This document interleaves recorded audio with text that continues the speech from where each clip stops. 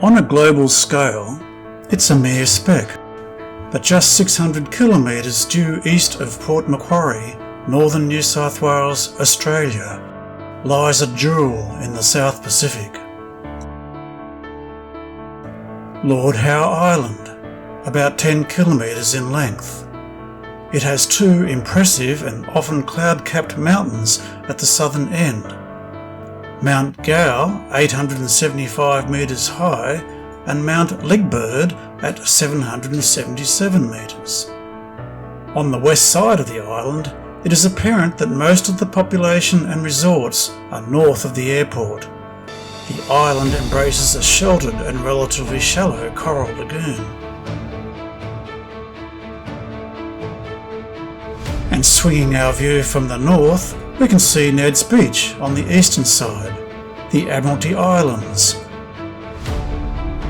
an old settlement beach.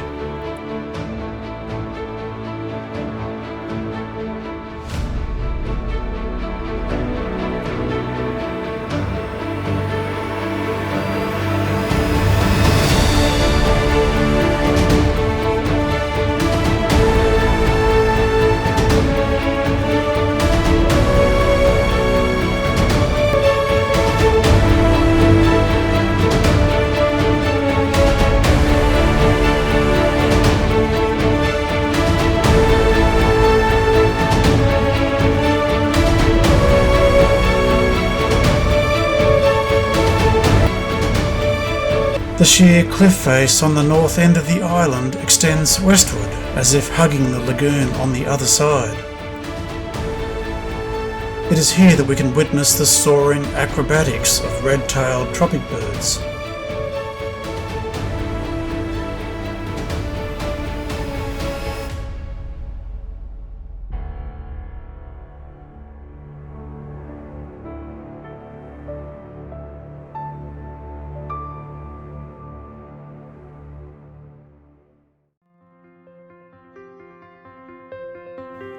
And turning our gaze further east and north, we get a good view of the Admiralty Islands, popular with divers.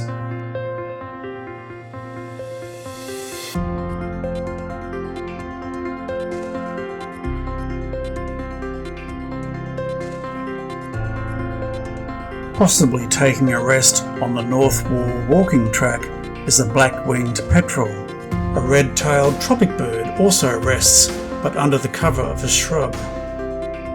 The hills are very much alive on Lord Howe Island. They certainly make you feel alive, with the lush vegetation, turquoise lagoon, and mountains reaching to the sky. Becca and I ride our bikes down the road from Ocean View Apartments, past the public jetty and into town.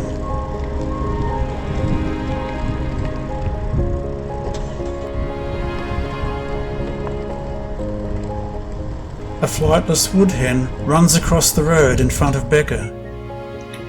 And while on the topic of wood hens, the endemic Lord Howe Island wood hen, here making one of its distinctive sounds near our cabins, was, not that long ago, the rarest bird in the world. Its numbers reduced to just a few dozen with the impact of introduced pigs and rats. These additional sounds were recorded opportunistically with my phone. Their numbers have greatly improved with the eradication of these pests. Seen here at the waste management facility, can we now call them Lord Howe Island's bin chickens? We visit Ned's Beach and participate in the fish feeding ritual.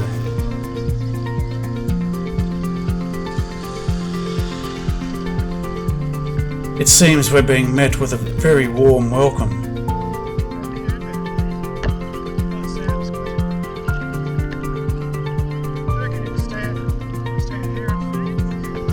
We use small, purchased bags of approved feed pellets.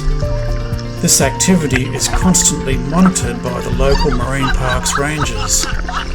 Feed us or else, the fish are saying.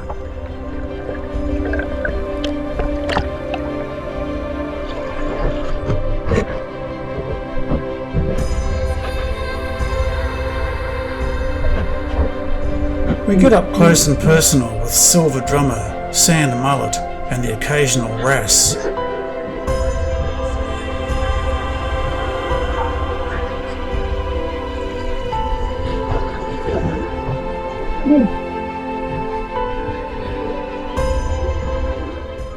This provides me a unique opportunity to capture some stills photographs of fish that would not normally come close to a handheld camera. We snorkel the clear, shallow coral patches of Ned's Beach. The almost black McCulloch's anemone fish has a very distinct white band on each side of its head. It's seen at this island but nowhere else in the world, except neighbouring reefs and Norfolk Island. The Anchorage Cafe is popular for breakfast, lunch, dinner, or for fresh takeaway sandwiches and rolls.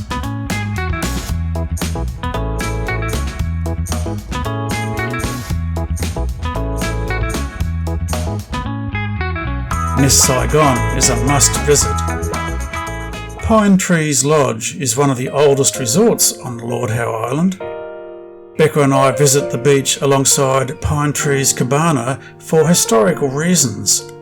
You see, my parents spent their honeymoon at Lord Howe Island back in 1953. I was born exactly 9 months later, in early 1954.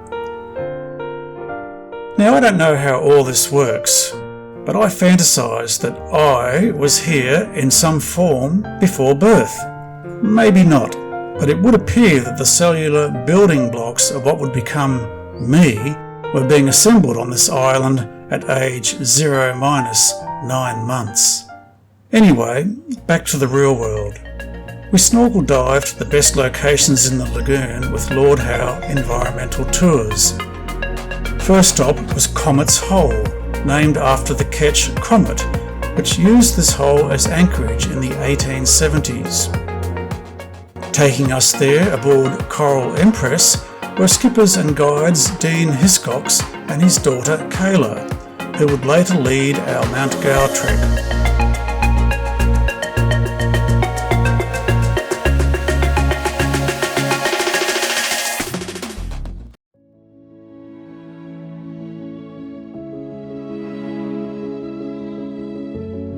Striped catfish constantly seek protection in the middle of the crowd.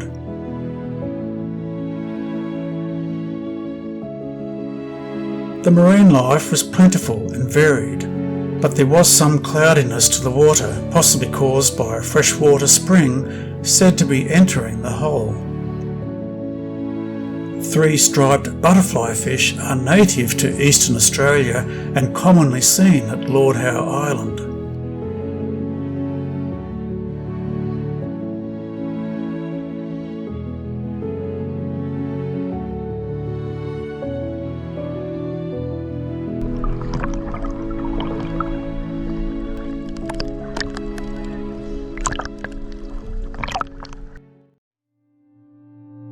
Our next stop is Horseshoe Reef.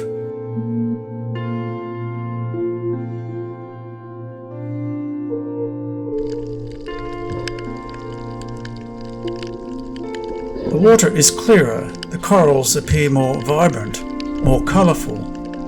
Yet the water temperature, while a cosy 26 degrees centigrade, is too warm for these corals, which will bleach with sustained temperatures much above 27 degrees. The water temperature did reach 27 degrees while we were there, and coral bleaching was observed.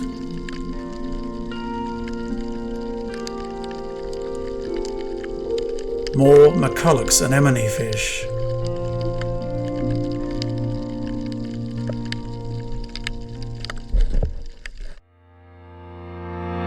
And finally, we head towards Erskot's Hole at the very outer edge of the Lagoon Reef, popular with snorkelers and scuba divers.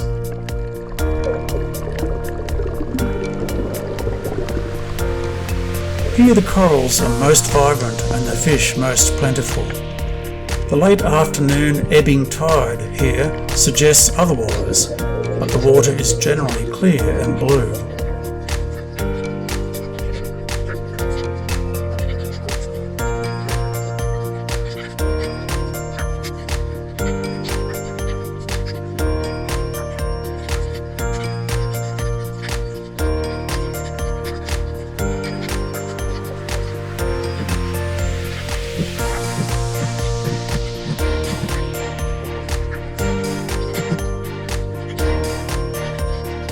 black-backed butterfly fish show some curiosity to my approach, as do some three-striped butterfly fish.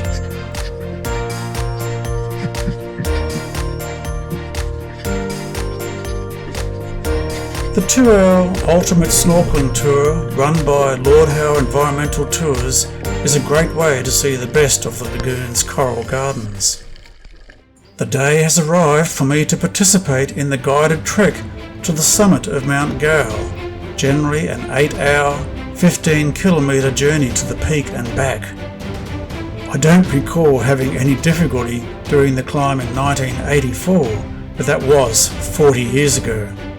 The trek commences with a brisk 1.5 kilometre walk along a dirt shoreline path. That path, called the Lower Road, begins at the end of Lagoon Road on the other side of the shrub and gated fence. It's an ecologically sensitive area that we're about to explore. The mostly obscured Lower Road track finishes in a cleared park alongside Little Island. The path takes us through a subtropical forest rich with kentia palms and a particular subspecies of banyan tree. An accredited guide is necessary for this walk. Kayla from Lord Howe Environmental Tours prepares us for the ascent. The first part of our climb begins at the clearing near Little Island and includes a walk along a shelf on a sheer cliff face at the base of Mount Ligbird.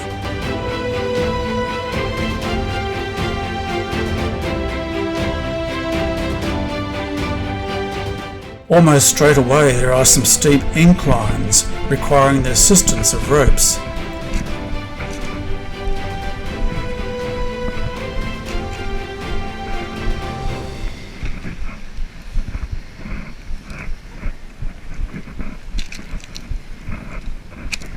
No struggles so far. We pause briefly every 10 minutes for Kayla to give us a short commentary on the relevant biology or geology. Here we're about to traverse the cliff edge and helmets are worn for protection against falling rocks. Small rocks at least. We then trek nearly 1 kilometre to Erskine Creek in the valley between the two mountains. We enjoy another short break.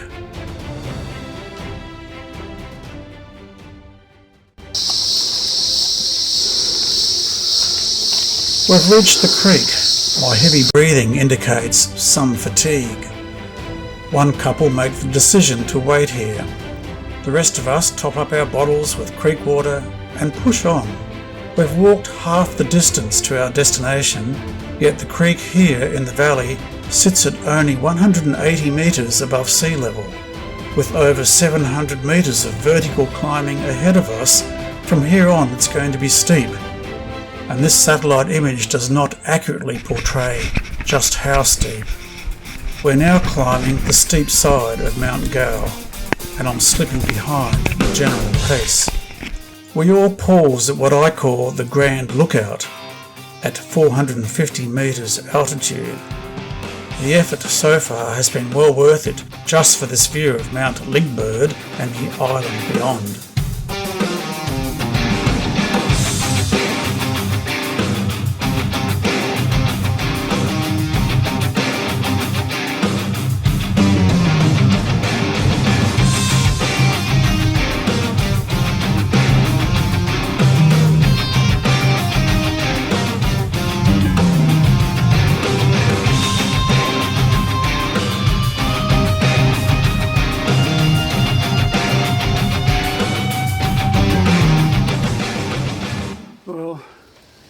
There's the track ahead of me. I'm still about 300 metres short of the altitude, short of the Mt Gower peak, and I've stopped here. Need to have a bit of reserve going back, and just wasn't able to keep up the pace. So surrounded by bush, that's the trail. Just going to have something to eat here, and then I'll head back down to the that rest spot where we were at the saddle, and meander home. I descend to another good lookout, just a bit higher than what I referred to earlier as the Grand Lookout.